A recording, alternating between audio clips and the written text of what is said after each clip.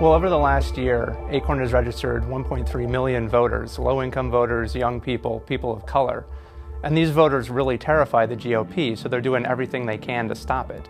We need to know the full extent of Senator Obama's relationship with ACORN, who is now on the verge of maybe perpetrating one of the greatest frauds in voter history in this country, maybe destroying the fabric of democracy. John and I are calling on the Obama campaign to release communications it has had with this group and to do so immediately. These attacks on ACORN are part of a pattern of voter suppression that the GOP has been carrying on for a long time. They want everybody to vote. I don't want everybody to vote. Elections are not won by a majority of people. They never have been from the beginning of our country, and they are not now. As a matter of fact, our leverage in the elections, quite candidly, goes up as the voting populace goes down. The McCain campaign has now two camps, and one of them is already assuming that he's lost and is aiming for the post-election warfare in the Republican Party. And part of that is the ACORN strategy, which is trying to delegitimize the result in advance if Obama were to win by saying it was rigged by minority voters. That's what this is about. Someone here keeps yelling ACORN, ACORN. Now, let me just say to you, there are serious allegations of voter fraud in the battleground states across America. They must be investigated. Let's look at North Carolina. We turned in 28,000 applications in North Carolina, and there are investigations into 4 of them right now. Over 95% of the cards we turned in were error-free. So we're talking about an extremely small percentage of the overall 1.3 million cards collected.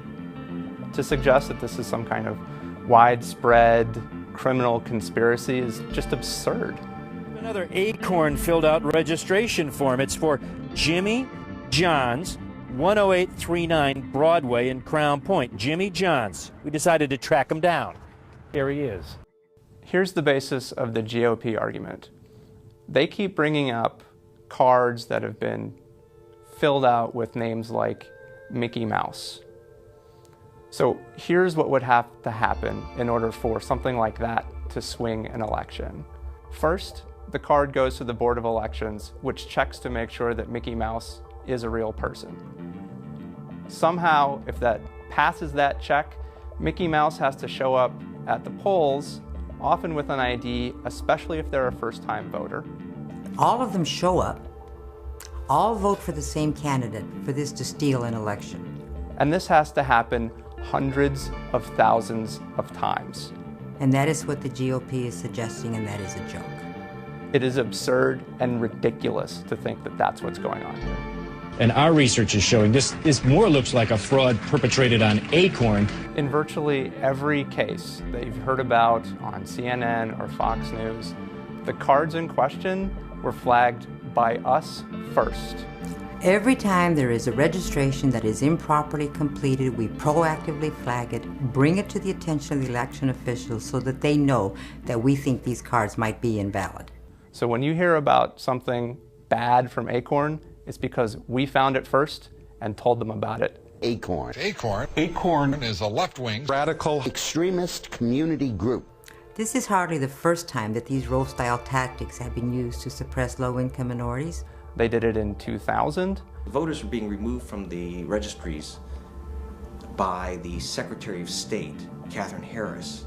They did it in 2004. Evidence has emerged that in the last American presidential election, the Republican Party organized efforts to suppress the votes of active duty military, low-income, and minority voters by challenging their registrations. The Republicans put in motion a plan to hold down the Democratic vote in key battleground states.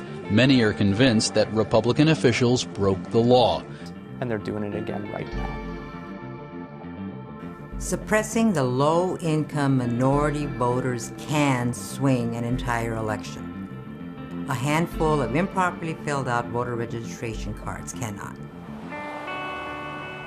We have been on the front lines of fighting for immigration reform, fighting predatory lenders, foreclosures, fighting for minimum and living wages. people go from believing that they can't do something to actually doing something, and not only just doing something major and positive and making it work. We are the organization that 365 days a year challenges the establishment to be fair and just. The right to vote is at the core of our democracy.